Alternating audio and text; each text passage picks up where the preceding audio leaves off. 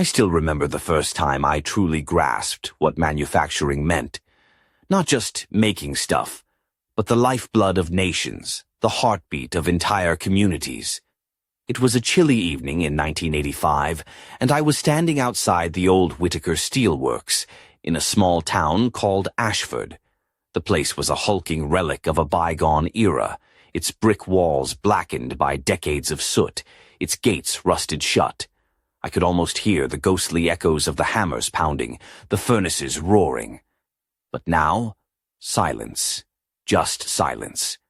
Back then, Ashford was like many towns scattered across England, once proud, thriving hubs of industry. Factories hummed with life, smokestacks pierced the sky, and men and women worked side by side, forging not just steel, but futures. Families lived off those wages. Kids dreamed of following in their parents' footsteps. It was the epitome of the British dream. But fast forward to my time, and it felt like the dream had died a slow death. I was 25, fresh out of university, with a degree in economics and a head full of optimism. I wanted to understand what went wrong. How did a nation that once churned out more than half the world's coal, iron, and textiles become a place where factories shut their doors and the streets emptied? I started digging into the history, and what I found was a tale as gripping as any thriller. Britain in 1850 was the unstoppable workshop of the world. Our ancestors had invented the steam engine, the power loom, the Bessemer process for steel making. Our ships ruled the seas, our railways tied continents together, and our factories set the pace for global industry. We were the world's engineers, innovators, and makers. Yet, as I read on, the story darkened. Success bred complacency. Competitors like Germany and the United States studied our methods, hired our engineers, and then, plot twist, improved on them. By 1950, we were importing steel, textile goods, and even ships from the very countries we once led. It was like watching a great boxer lose his title to younger, faster challengers. I remember telling my mate Tom about this over a pint at the local pub. "Mate, it's like Britain's manufacturing got stage fright and just froze," I joked. Tom laughed but nodded. "Yeah, and now we're the ones buying souvenirs from the new champs." But this wasn't just Britain's story. It was a warning echoed across the ocean. In 1950, Detroit was America's pride, the motor city where the big three, Ford, General Motors, and Chrysler, employed 250,000 people. The city thrived on auto factories pumping out cars that symbolized the American dream. High wages, union jobs, pensions, factory work was a ticket to a comfortable life. I later visited Detroit in the early 2000s. The city was a shell of its former self, like a faded photograph left in the rain. Empty factories, boarded-up shops, and neighborhoods where the only traffic was the rusting skeletons of old cars. It was heartbreaking. And then there was the Rust Belt, stretching from Pittsburgh to Cleveland, from Youngstown to Buffalo. Once the backbone of American steel and manufacturing, now a patchwork of ghost towns. The mills closed, jobs vanished, families uprooted. The opioid crisis hit these places hard as despair filled the vacuum left by lost livelihoods. What struck me most was the pattern repeating itself, stage after stage: dominance, complacency, competition, decline, and collapse. Britain, Detroit, the Rust Belt, they all followed the same doomed script. And now, in 2025, I see the United States itself slipping into the same trap. Factory closures, offshoring, loss of technological edge. We're on the edge of the fifth and final stage, complete deindustrialization. I'm not just telling this to scare you.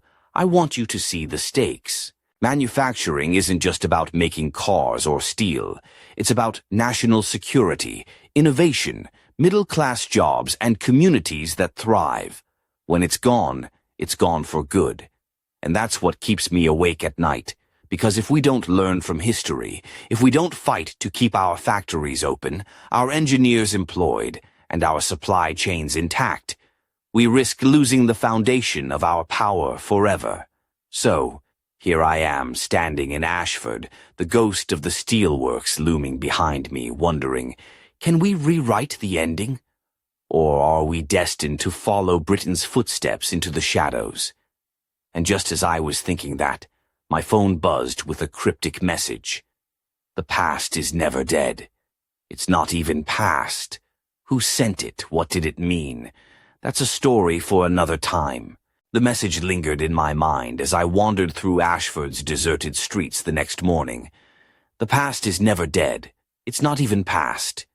Sounds like something out of a noir novel, right? But in this town, with its cracked pavements and shuttered shops, it felt like a warning carved into the very bricks. I decided to dig deeper into the history of Ashford's steelworks, not just the big picture stuff, but the lives intertwined with those factories. That meant talking to people who'd lived through the rise and fall firsthand, like Margaret Turner. Margaret was in her late 60s when I met her, sitting on the bench outside the faded town hall, wearing a soft burgundy dress paired with a delicate silver necklace that caught the weak morning sun just right. She had a gentle but steely gaze, the kind that only comes from decades of hard work and resilience. Her shoes, classic black pumps with a modest heel, tapped impatiently as she recounted her story. My father worked those mills from the day he was 16, she said, her voice steady but carrying a hint of nostalgia.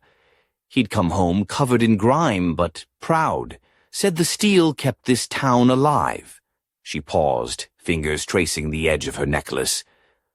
When the factory closed in '82, it was like someone pulled the rug from under us. Jobs vanished overnight. People lost their pride, their purpose. I asked her what it was like when the closures started.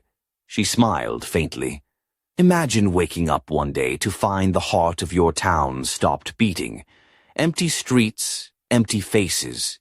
You'd look at the factories and wonder if they'd ever roar again. But they didn't. Not for us. Margaret's story was one of thousands, but what struck me was her quiet dignity. She didn't blame anyone outright. No fiery rants about politicians or corporations. Just a deep sadness for what was lost and an unspoken fear of what might come next. Later that afternoon, I visited the old mill site. The massive iron gates were chained shut, draped in peeling "no trespassing" signs. I slipped through a gap and found myself surrounded by towering rusted machinery, tangled cables and cranes frozen mid-lift like giant metallic skeletons. The air smelled of dust and forgotten dreams. As I stood there, I couldn't help but think this was more than a factory. It was a symbol, the rise and fall of an era, a monument to human ingenuity and its fragility. I pulled out my notebook and scribbled a line that popped into my head. Factories don't just make things, they make futures. If only we'd understood that earlier. On the way back, I stopped by the local pub, the Iron Horse, where a few old-timers gathered, their faces weathered like well-used leather. Over a pint of bitter, I asked them what they thought about the future. One of them, a grizzled man named Jack, who sported a flat cap and suspenders stretched over a worn shirt, chuckled dryly. "Future? Mate, we're lucky if the past doesn't swallow us whole first." I laughed. But the truth stung. The past wasn't just history here. It was a shadow that clung tight, reminding everyone of what was lost and what might never come back. That night, lying in a creaky bed in a local inn, I stared out the window at the skeletal outline of the mill against the moonlit sky. Somewhere deep inside, I knew this story wasn't over. Ashford's fate was tied to a bigger truth about industry, power, and survival. And somewhere in the rust and ruin, a secret waited, one that might just change everything. But what was it? And who held the key? The past isn't dead, I reminded myself again. Not even past. I woke up the next morning with the weight of that cryptic message pressing on me like a thick fog. Who sent it? And why now, just as I was diving headfirst into Ashford's industrial ghost story? Curiosity gnawed at me. Sometimes it's like a mosquito buzzing in your ear, impossible to ignore. Determined to find answers, I made my way to the Ashford Historical Society, a modest brick building tucked between a closed bakery and a shuttered bookstore. The sign out front read, "Preserving our past, shaping our future." I couldn't help but smirk. If only shaping the future was as simple as hanging a sign. Inside, the air was heavy with dust and old paper. Shelves sagged under the weight of yellowed newspapers, faded photographs, and brittle ledgers. Behind the counter stood a woman named Eleanor Clark. She had sharp eyes framed by wire-rimmed glasses and wore a deep emerald-green blouse that complemented her silver hair, pulled back into a neat bun. A pair of simple pearl earrings added a touch of elegance, contrasting with the musty surroundings. "Can I help you?" she asked, eyeing me over the top of her glasses. "I'm researching the steel works, the rise and fall of Ashford's industry," I said, "and I got a strange message last night. The past is never dead. It's not even past." "Thought maybe you'd know something about that." Eleanor's eyes flickered with surprise, then something else, recognition. "That phrase," she said softly, "is from Faulkner. William Faulkner, the American writer. It means history isn't just behind us. It shapes who we are, whether we like it or not." I nodded. "Exactly. But why would someone send me that now?" She shrugged. "Perhaps because some histories are stubborn, refuse to stay buried, especially ones that involve secrets." "Secrets?" Now my ears perked up. "What kind of secrets?" Eleanor hesitated, then leaned in. "There's more to Ashford's steelworks than what you find in textbooks. Rumors of deals made behind closed doors, of technology sold abroad, of sabotage disguised as accidents. The kind of things that don't make the headlines but change the course of a town's fate." I raised an eyebrow. "Sabotage? That sounds like a spy novel." She smiled thinly. "History isn't always polite, Mr. Call me James." "Well, James, sometimes truth is stranger than fiction, and sometimes it's buried beneath layers of dust and silence.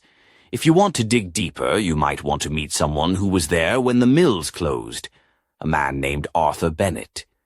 Just then, a tall figure appeared at the door, a man in his 70s with a weathered face, etched by years of hard living. His tweed jacket was worn but neatly pressed, and a silver pocket watch dangled from his waistcoat. He gave me a nod that was equal parts challenge and invitation. Arthur Bennett was Ashford's last chief engineer at the steelworks, before it shut down. If anyone knew the real story, it was him. As I shook his hand, I couldn't help but joke. "So, Arthur, are you the town's guardian of secrets, or just a retired metal bender?"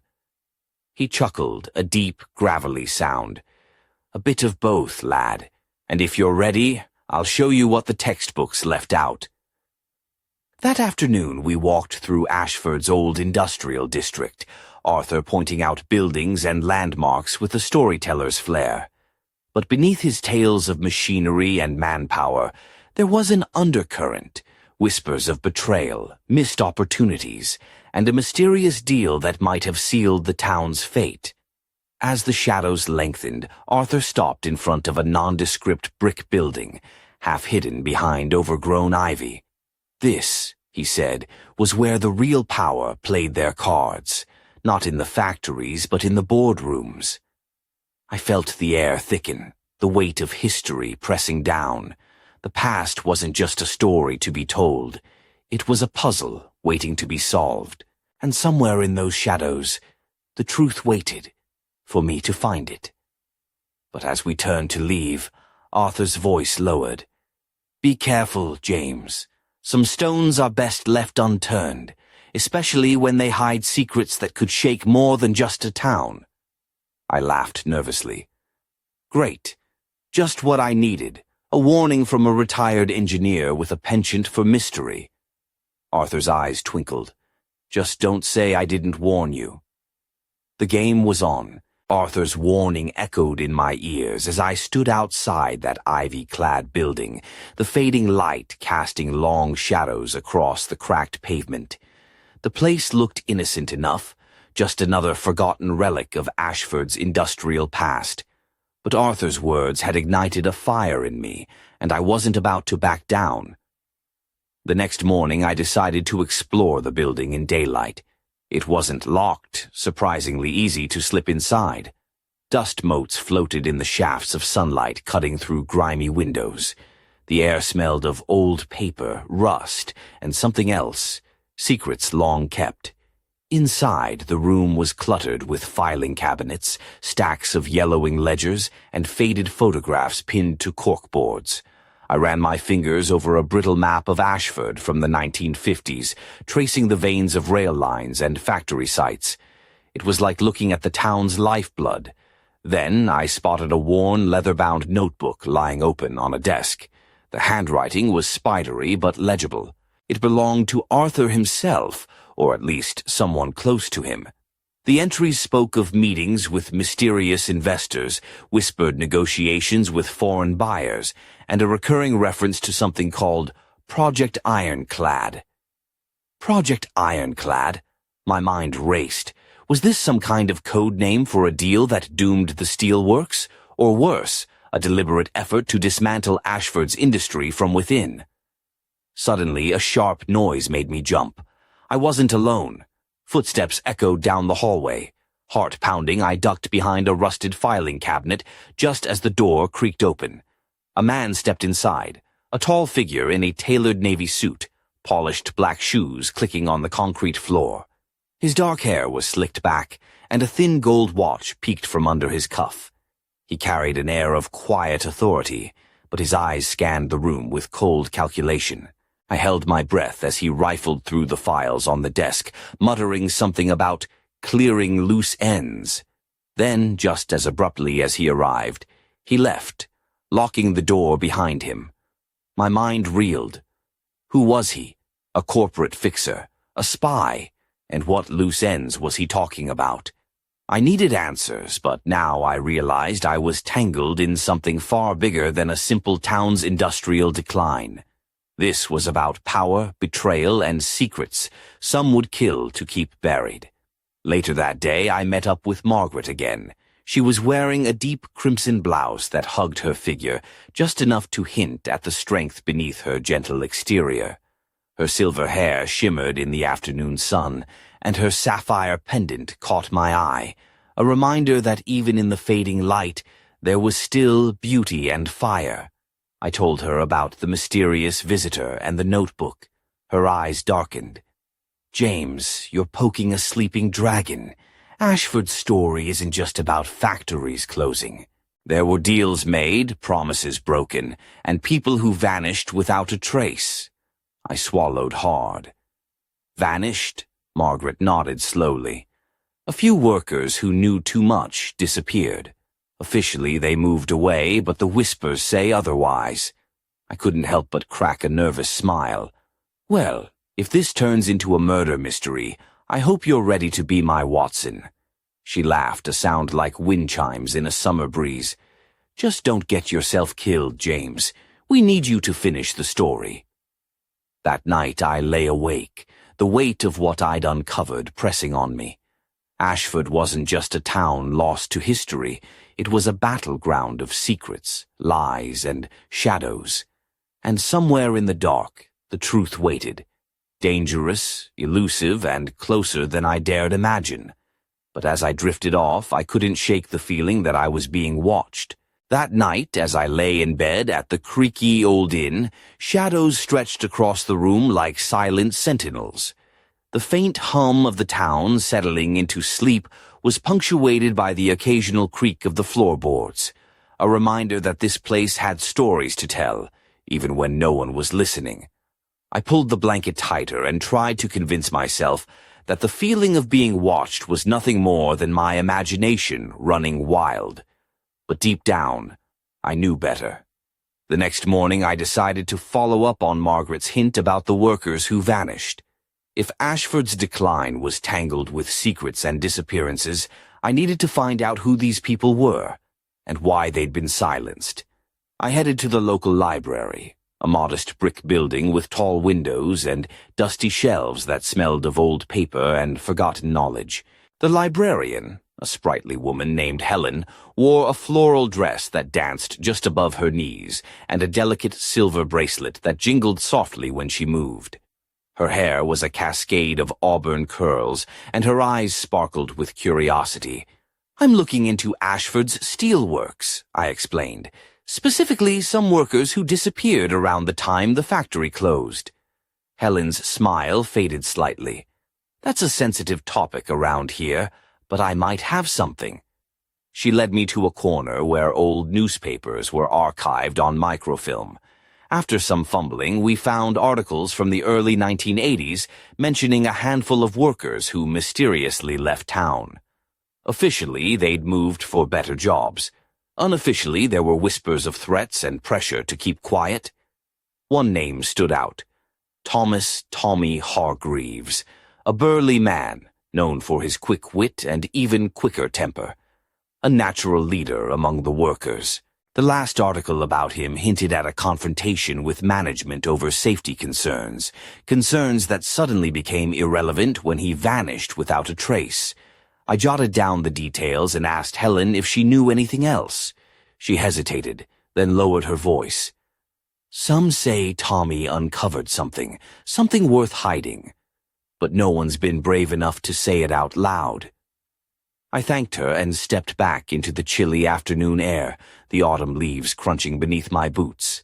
The deeper I dug, the more it felt like I was unraveling a tightly knit web woven from fear and silence. Later, I met Arthur again at the local cafe, a cozy spot with worn leather chairs and the comforting aroma of freshly ground coffee. Arthur sipped a black coffee, his eyes sharper than ever beneath bushy gray eyebrows. "I hear you're chasing ghosts," he said with a smirk. "Maybe," I admitted. "But these ghosts have names. Tommy Hargreaves is one of them. He might have been onto something big." Arthur's face darkened. "Tommy was a good man. Stood up when others stayed silent. That kind of courage doesn't always end well in places like Ashford." I leaned in. "What do you know?" He sighed, running a hand through his thinning hair. There was talk of a deal, Project Ironclad, that involved selling key parts of the steelworks technology overseas. Tommy found out. Tried to rally the workers. Management didn't like that. After a series of accidents and threats, he disappeared. Some say he was forced out, others not so sure. I shivered, though the cafe was warm. "And the others?" Arthur shook his head. "Same story, quietly pushed out or vanished." I couldn't help but joke, trying to lighten the mood. Sounds like Ashford's Steelworks was less a factory and more a spy thriller. Arthur chuckled. "If only it were fiction. But in this town, truth has a habit of sticking to your ribs, bitter and hard to swallow."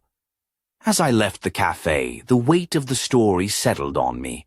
This wasn't just about lost jobs or closed factories.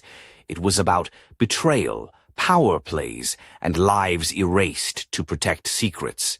And somewhere, hidden beneath layers of rust and silence, the real story waited to be told. But with every step, I felt the shadows growing longer, the stakes higher. Because in Ashford, some truths come at a price, and I was starting to wonder if I was ready to pay it. The evening air in Ashford had a bite to it, sharp enough to make you pull your coat tighter, but I welcomed the chill. It kept me alert. I couldn't shake the feeling that I was being followed, or at least watched. Call it paranoia. Call it instinct. Either way, every shadow seemed to twitch. Every passing figure lingered a moment too long. I joked to myself, "James, you're not in a spy movie. Or maybe you are. just without the fancy gadgets or a decent haircut.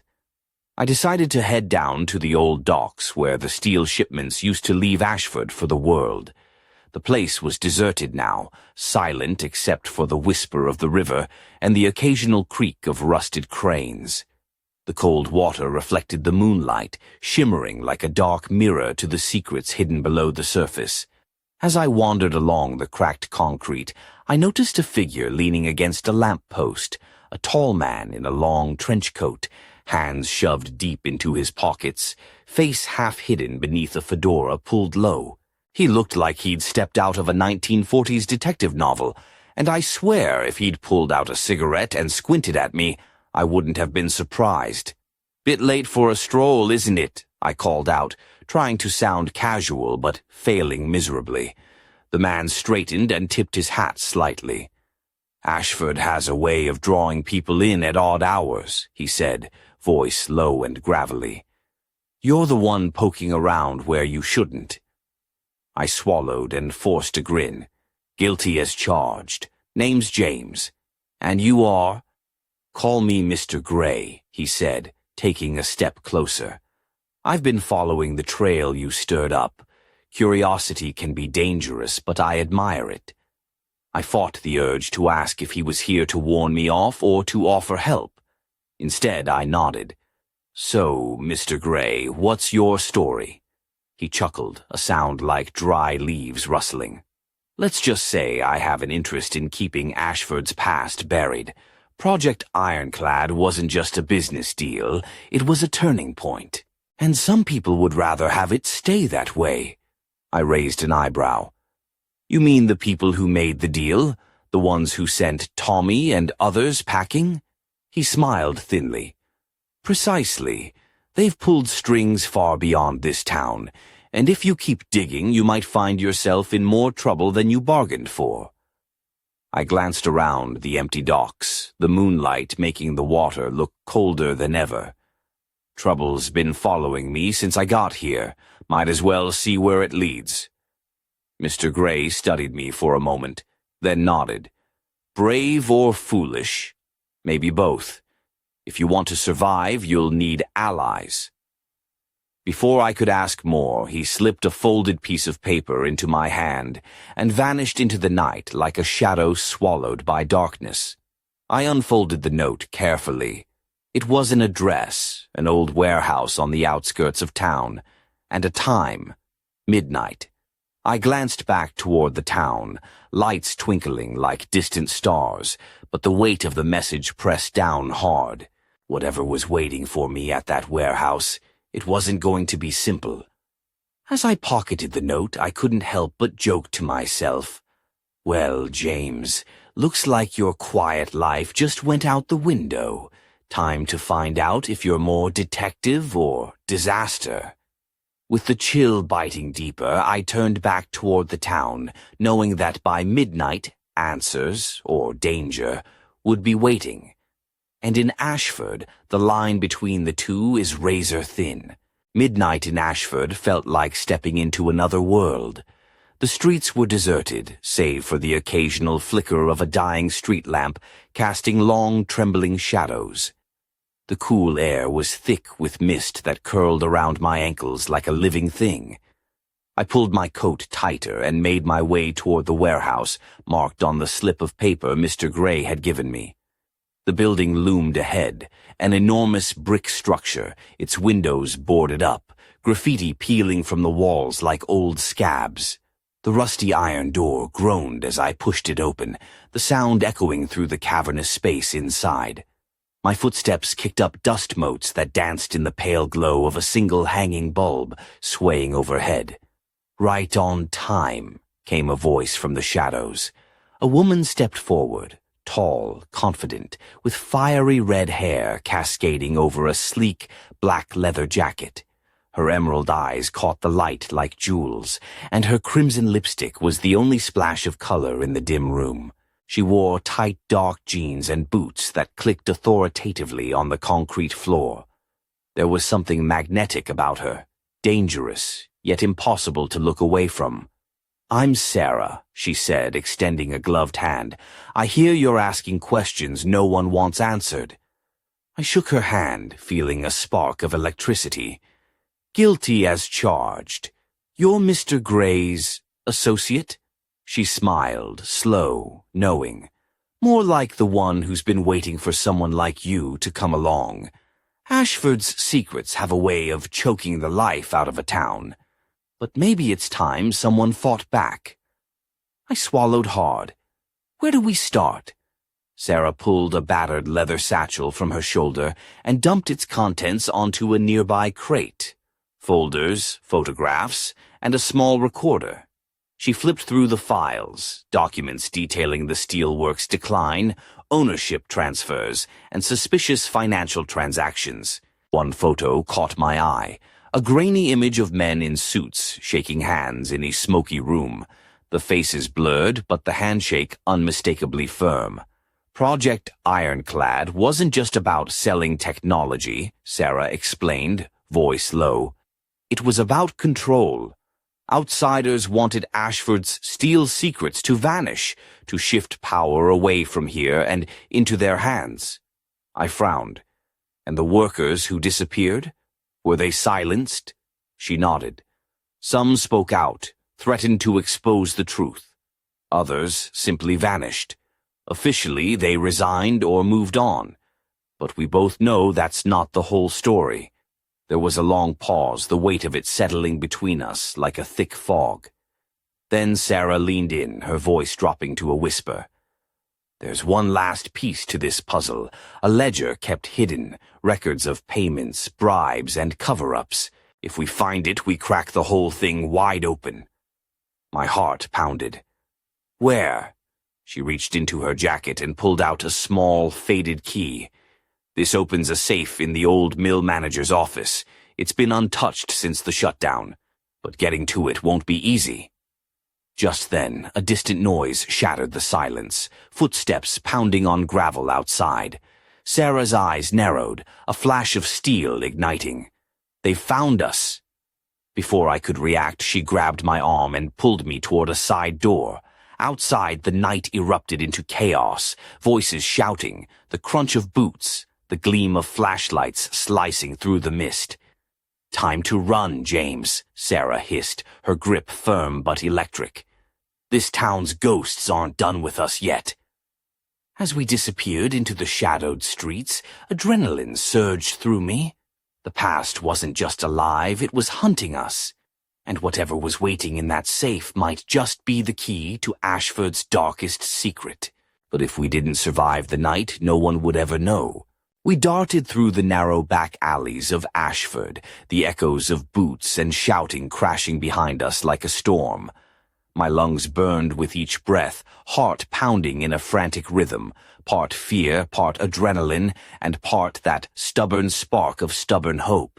Sarah was a blur of determination, her crimson lipstick smeared slightly, her black leather jacket catching the moonlight as she led the way.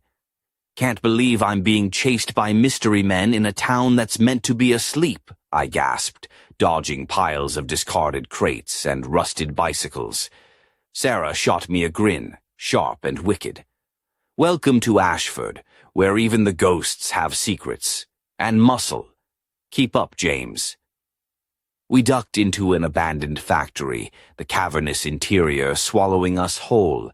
The smell of oil and rust was thick, the shadows playing tricks on my eyes. Somewhere in the distance, a metal door slammed, and the chase didn't slow. "Safe for now," Sarah whispered, pressing her back against a cold steel pillar. Her emerald eyes locked onto mine, fierce and unyielding. "We can't keep running. We need a plan." I caught my breath, trying to steady my shaking hands. "We find that safe in the manager's office, get the ledger, and expose whoever's behind this." She nodded. "Exactly. But the mill's crawling with their men. It's a fortress now." I swallowed hard. "Sounds like a great time for a break-in." Sarah laughed, a sound like a spark in the dark. "You'll learn to love it." We moved quickly, sticking to shadows and broken stairwells, until we reached the manager's old office, a small brick building perched on the edge of the mill complex. The windows were grimy, but through the cracked glass I could see the shape of a heavy safe nestled in the corner. Sarah pulled the faded key from her pocket, her fingers steady despite the tension. The lock clicked open with a satisfying twist, and inside was a thick, leather-bound ledger, its pages yellowed but intact. I opened it carefully, scanning the entries, payments listed under code names, sums of money moving like ghosts across borders, names of officials and businessmen who should have been above suspicion. The deeper I read, the clearer the picture became. A conspiracy designed to bleed Ashford dry, to hand over its industrial heart to outsiders hungry for control. Suddenly, a shadow loomed behind us. "Looking for this," a voice sneered. We spun around to see a man in a dark suit, face twisted into a cruel smile. His eyes gleamed with cold amusement. "Well, well," he said, stepping closer. "You've been quite the busy little detective, haven't you?" Sarah's hand flashed to her jacket pocket, but before she could react, the man pulled a gun, the barrel glinting ominously. I swallowed hard, heart hammering. "You don't want to do this," he laughed, a harsh, bitter sound. "I want to do a lot of things, but you've already lost." Time slowed. The cold steel pressed against my temple, the ledger slipping from my fingers. And then, from somewhere deep inside, a resolve ignited. I wasn't going down without a fight. Because Ashford's story wasn't finished yet, and neither was mine. The cold barrel against my temple was like a cruel reminder that this night could be my last. My mind raced. Every escape plan, every desperate gamble I'd ever read about, flashed through me, none quite fitting the moment. Sarah's eyes locked onto mine, fierce and unyielding, a silent promise that she wasn't giving up either. "Put the gun down," she said, voice steady but low, like the calm before a storm. "You don't want blood on your hands tonight." The man smirked, but there was a flicker of doubt. "And why not? This city's already bleeding." Before I could react, Sarah moved, quick as a striking snake. She yanked a small smoke bomb from her jacket pocket and tossed it at the man's feet. A cloud of thick gray smoke exploded, swallowing the room in seconds. Coughing and blinded, the man stumbled back, firing wildly but missing. "Run!" Sarah hissed, grabbing my arm and pulling me toward the door. We burst into the night air, lungs burning but legs pumping. The distant shouts faded behind us as we sprinted through the maze of deserted streets, hearts pounding in sync. Finally, we collapsed against the cold brick wall of a nearby building, gasping for breath under the silver glow of the street lamp. The ledger, our prize, was safe in my backpack, its secrets now a weapon in our hands. Sarah wiped sweat from her brow, her fiery hair plastered to her forehead. "That was too close," I nodded, trying to steady my shaking hands. "But we've got what we came for. Now what?" She smiled, a spark of triumph lighting her emerald eyes. "Now we expose them. Every name, every dirty deal. Ashford deserves the truth." Over the next few days, we worked like a well-oiled machine, digitizing the ledger, cross-referencing names, and connecting dots that led to powerful figures far beyond Ashford. The web of corruption stretched from boardrooms in London to shadowy offices overseas. But the deeper we dug, the more dangerous it became. Anonymous threats arrived, cryptic letters slipped under doors, strange cars lingering outside my flat, and once, a shattered window after a night I'd thought was safe. One evening, as I was poring over documents, my phone buzzed with a message. "Stop digging, or you'll be the next ghost." I stared at the screen, the weight of the warning pressing down. But I knew I couldn't stop. Not now. Because this wasn't just a story about factories or money. It was about justice, and the fight to reclaim a town's soul. As I looked out over Ashford's skyline, the sun dipping below the horizon, I realized this was only the beginning. The past wasn't dead. It was waiting for redemption. But someone, somewhere, was desperate to keep it buried, and they weren't done yet. The night I decided to go public with everything was the night Ashford held its breath. Word had spread quietly, through whispers in the pubs, notes slipped under doors, and flickers on late-night radio shows. The town was ready to hear the truth, or at least hungry for it. I stood outside the old town hall, now commandeered for a community meeting. The building's stone facade was softened by the warm glow of floodlights, casting long shadows that danced like ghosts of the past. I clutched my notes, the digital files loaded on a tablet, ready to reveal the ledger's secrets to the very people who had lived through the steelworks' glory and its collapse.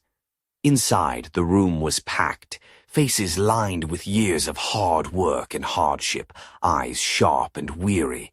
Margaret was there, her elegant burgundy dress a striking contrast to the worn wood of the chairs.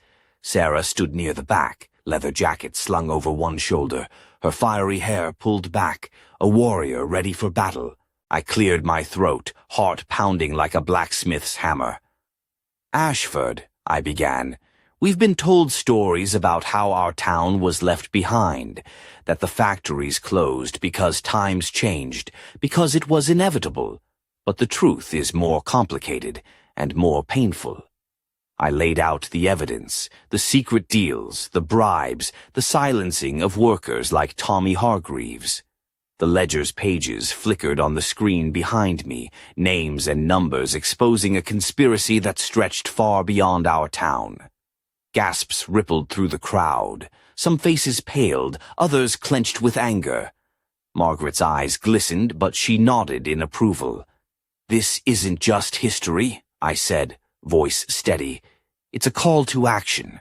We owe it to those who vanished, to the families who lost everything, to reclaim Ashford's future." A hand shot up from the crowd, an older man with lines etched deep into his face. "What can we do? They have power we don't." Sarah stepped forward, her voice ringing clear. "We organize. We demand accountability. We make noise loud enough that they can't ignore us." The room erupted in murmurs of agreement, a flicker of hope igniting. But just as the meeting reached its peak, the lights flickered, and then went out. A heavy silence fell, broken only by the creak of the old building settling. Somewhere, a door slammed. In the darkness, I felt it, the weight of unseen eyes, the presence of those determined to keep the past buried. Margaret leaned close, whispering, "They're still here." I swallowed hard, the cold realization settling like ice. The fight for Ashford wasn't over. Far from it. Because in this town the past wasn't dead. It was waiting for someone brave enough to face it. And I knew one thing for certain. We hadn't seen the last of the shadows yet.